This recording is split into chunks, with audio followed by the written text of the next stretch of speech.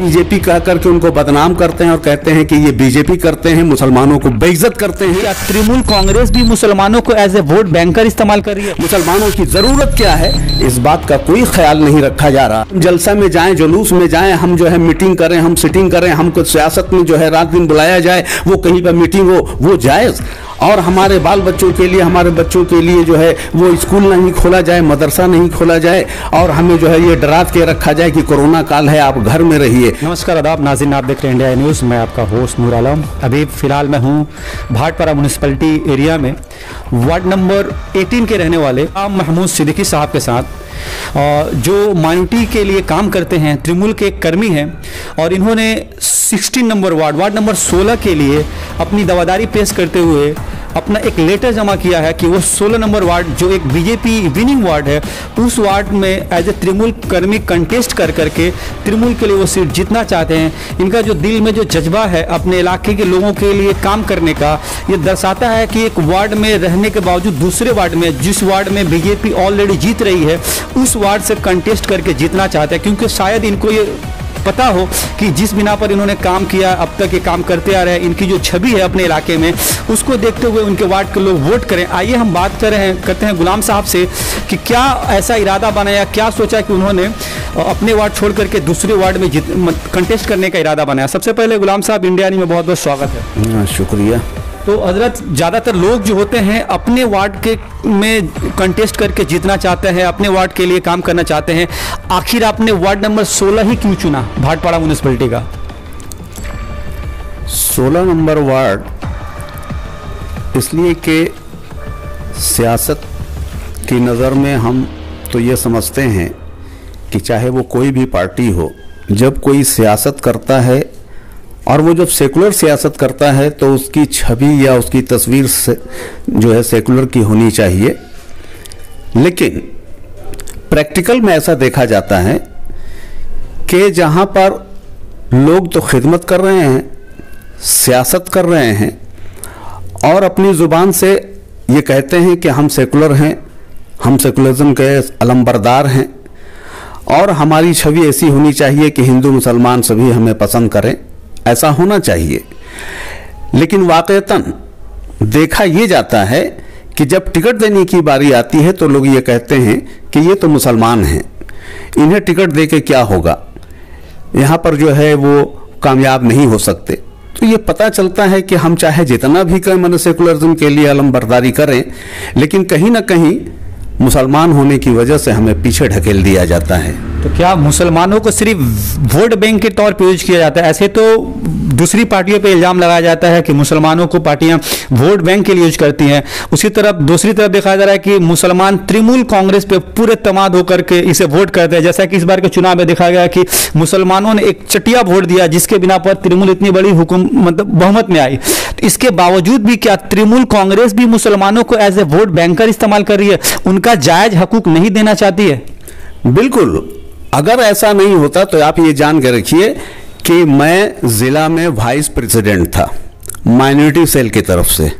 उसके बाद 2019 के बाद जब वाक़या आया तो हम लोग बहुत पहल कोशिश किए और हमने ये साबित करने की कोशिश की कि हम लोग मुसलमान हैं और यकीनन हम ममता बनर्जी के अलंबरदार हैं और ममता बनर्जी को हम लोग चाहेंगे कि वो कामयाब हों, इसलिए कि वो हिंदू मुस्लिम इत्तेहाद के लिए काम कर रही हैं।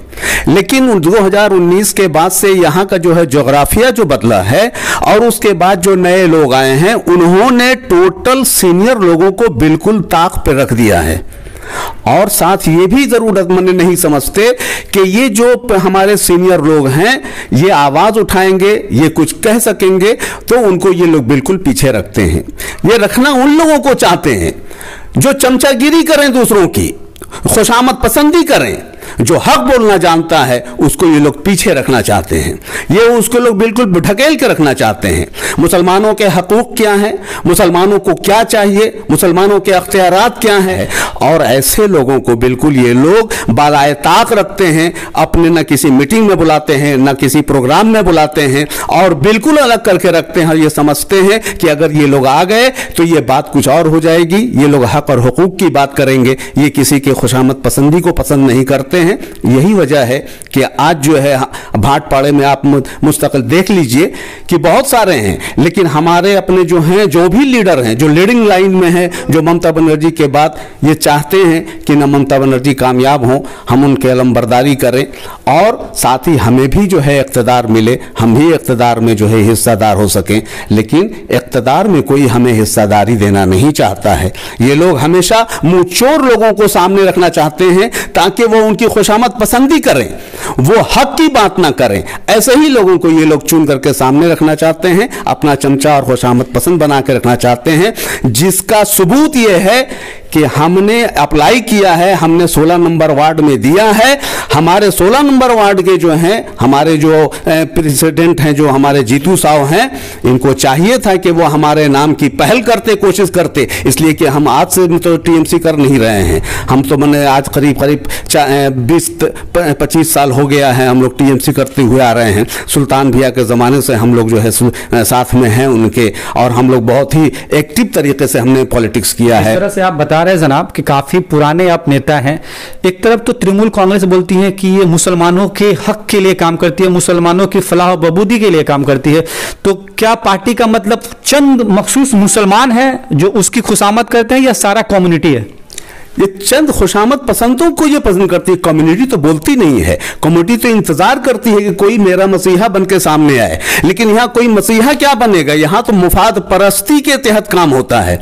जिसका मुफाद सीधा हो रहा है वो अपना जो है वो जिंदाबाद करता है, और जिसका मुफाद सीधा नहीं होता है वो बेचारे मुंह तकते रहते हैं। वो देखते हैं कि कोई भी मेरा मसीहा बन के आए, कोई मसीहाई करने के लिए तैयार नहीं होता है। इसलिए कि जो मसीहा बनना है, जो उनके हक के लिए लड़ सकता है, उसको ये लोग पीछे रखते हैं, उसको ढकेल के रखते हैं लोग। एक और सवाल था जनाब कि कुछ दिनों से देखा जा रहा ममता बनर्जी का बीजेपी का जो प्रेम है वो जाग गया है, बीजेपी से काफी चुप्पी साधी हुई है, बीजेपी के खिलाफ उतना कुछ बोलना नहीं चाह रही है।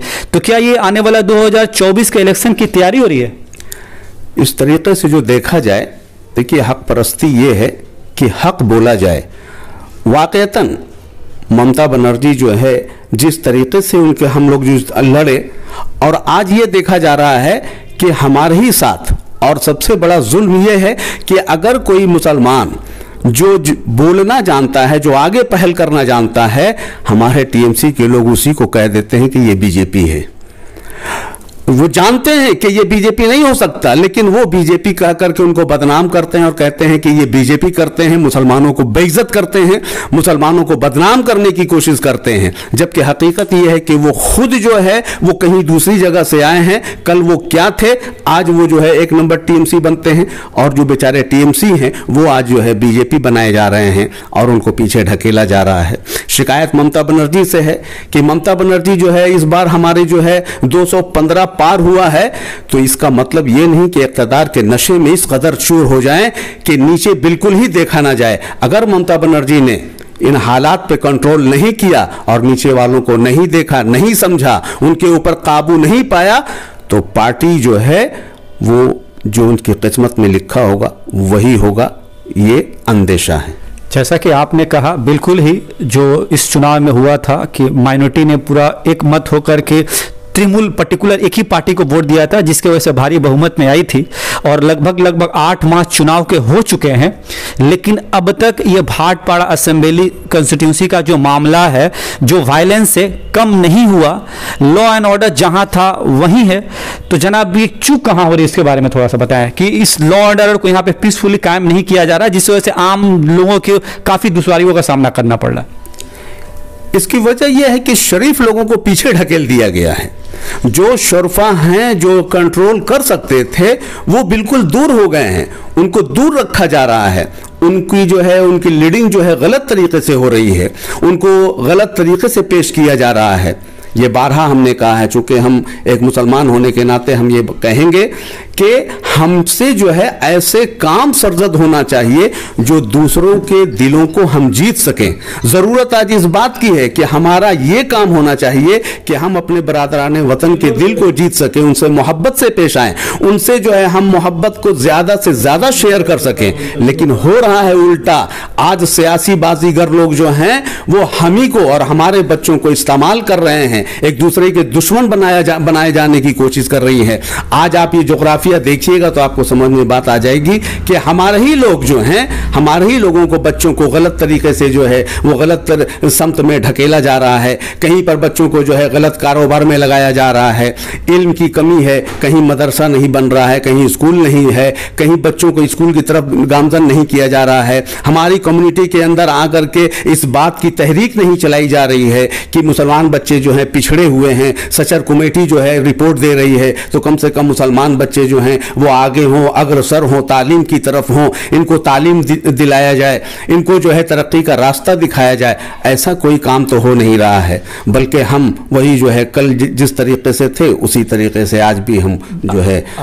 आपने बिल्कुल कहा, सही फरमाया कि गुज़श्ता कई सालों से देखा जा रहा है कि एजुकेशन पे ये सरकार काम नहीं कर रही है। और खासकर ये कोरोना काल में देखा गया 2 साल से सारे जगह पे लगभग स्कूल खुले बंद हुए, लेकिन पश्चिम बंगाल सरकार ने कुछ दिनों के लिए 9, 10, 11, 12 को खोला था, उसके बाद फिर बंद कर दिया। बहुत सारे प्रोटेस्ट हो रहे हैं कलकत्ता में कि स्कूल कॉलेजेस खोला जाए।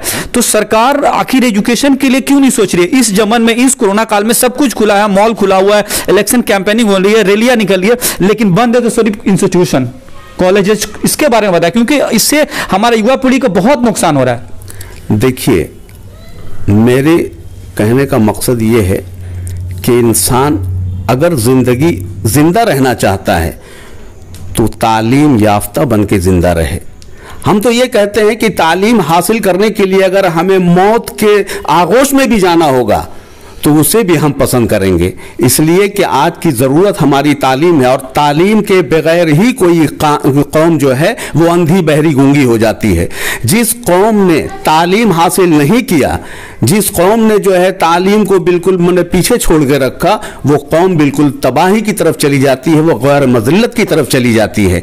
और आज हमारे साथ यही सब कुछ हो रहा है। हमें कोरोना के नाम पे डराया जा रहा है। इतनी बड़ी बीमारी, हम जलसा में जाएं, जुलूस में जाएं, हम जो है मीटिंग करें, हम सिटिंग करें, हमको सियासत में जो है रात दिन बुलाया जाए, वो कहीं पर मीटिंग हो, वो जायज़।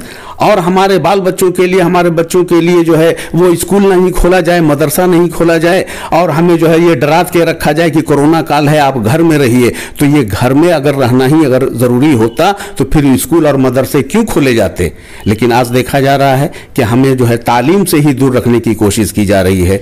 हमारी हुकूमत से अपील है कि ज़्यादा से ज़्यादा कोशिश हो कि एजुकेशन की तरफ, कि हमारी जो है तालीम हम आगे हासिल कर सकें, क्योंकि तालीम के बगैर कोई भी कौम अंधी बहरी गूंगी हो जाती है। एक आखिरी सवाल जनाब, कि 27 तारीख को मोस्ट प्रोबेबली इलेक्शन हो ही जाएगा, तो आप अपने म्युनिसिपल के तमाम माइनॉरिटी वोटर और सेकुलर माइंडेड हिंदू भाई वोटर से, और खासकर अपने वार्ड के वोटर से क्या अपील करना चाहेंगे?